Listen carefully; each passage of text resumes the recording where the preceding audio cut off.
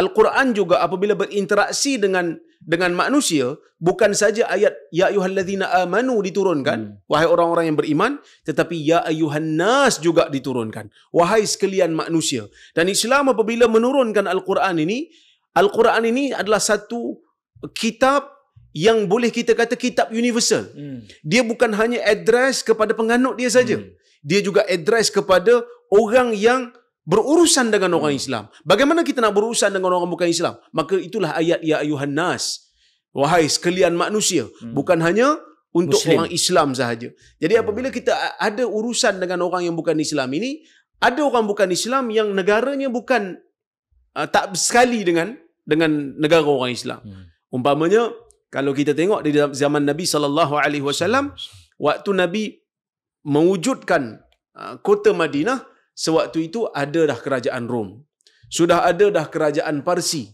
Rom berada di utara dan barat, Parsi berada di arah Iraq, timur sikit. Maka ketika itulah interaksi di antara negara-negara ini muncul. Ayat Al-Quran, wa in ahadun minal musyrikin astajaraka faajirhu hatta yasma'a kalam Allah. Jika ada seorang musyrikin yang datang meminta perlindungan kepada kamu, maka hendaklah berikan perlindungan kepada dia sehingga dia mendengar kalam Allah. Maka muncullah satu istilah yang dipanggil sebagai kafir muahid ataupun kafir muahad. Orang bukan Islam yang diberikan perlindungan oleh mana-mana pemerintah umat Islam, yang mana asalnya dia datang daripada negara yang tidak ada hubungan baik dengan kerajaan Islam, tapi oleh kerana dia datang masuk, maka dia jadi kerajaan itu melakukan perjanjian damai dengan orang Islam. Maka bila rakyat sebuah negara yang ada perjanjian damai dipanggil kafir muahad ataupun kafir muahid. Kemudian ada juga negara yang asalnya mempunyai permusuhan dengan kerajaan Islam, mempunyai peperangan seperti Rom, seperti Parsi yang memang datang berperang dengan kerajaan Islam. Tiba-tiba ada satu orang datang daripada kalangan rakyat dia, datang nak masuk dalam kerajaan Islam dengan aman. Maka diberikan visa keamanan pada dia, perlindungan pada dia. Maka dia dipanggil musta'man. Orang yang diberikan keamanan oleh pemerintah. Maka dua-dua jenis orang-orang yang bukan Islam ini tidak boleh diapa-apakan. Kerana mereka telah diberikan keamanan oleh pemerintah Islam. Walaupun dia datang daripada negara yang bermusuh dengan kerajaan Islam. Ini terpulang kepada kebijaksanaan pemerintah. Begitu juga di dalam sejarah kita ada kafir zimmi. Kafir zimmi ialah kafir yang duduk dalam negara Islam. Saya bila sebut kafir ni, lagi ada orang bukan Islam dia rasa macam perkataan tu perkataan yang agresif, perkataan yang ofensif. Tapi bagi saya lah, kita kena jelaskan. Kerana di dalam literal meaning ataupun di dalam makna literal, perkataan kafir itu bukanlah sesuatu yang maknanya agresif, yang maknanya ofensif, tidak. Kerana kafir itu di dalam bahasa literal bermaksud orang yang bercucuk tanam, orang yang menanam benih. Kenapa orang bukan Islam itu dipanggil kafir? Kerana dia menutup jiwanya daripada menerima seruan Islam. Jadi itu saja. Bukan makna bila kita kata you kafir, maksudnya kita seolah-olah mencarut pada dia. Itu bukan. Konotasi negatif. Sebab itu dalam Al-Quran pun Allah Subhanahu Wa Taala kata qul ya ayyuhal kafirun. Wahai orang-orang kafir. Maksud orang-orang kafir ni non-believers. Kita kata panggillah non-muslim.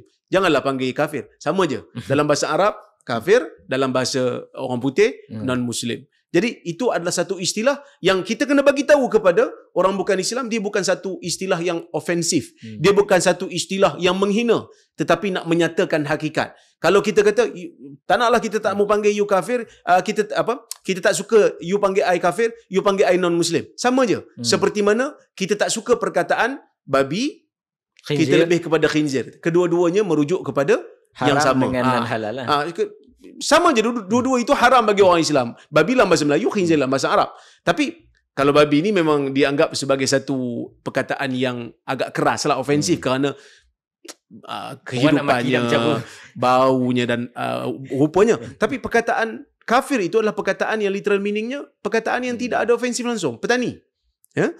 Cuba tengok dalam kamus-kamus Arab. Jadi orang-orang kafir apabila duduk dalam negara Islam, membayar cukai kepada pemerintah Islam, maka digelar zimmi. Maka digelar zimmi.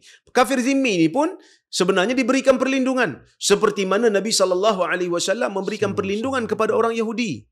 Nabi memberikan perjanjian kepada orang Yahudi, dan orang Yahudi pada ketika itu waktu Madinah ditubuhkan, mereka berjanji dengan Nabi SAW untuk mempertahankan Madinah. Tapi akhirnya mereka belot, mereka khianat dan dihalau oleh Rasulullah SAW keluar daripada Madinah.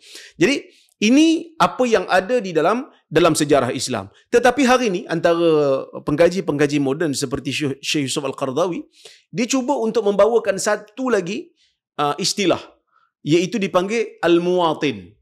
Kafir muwatin, citizen, orang-orang yang duduk dalam negara Islam yang punya hak sama rata.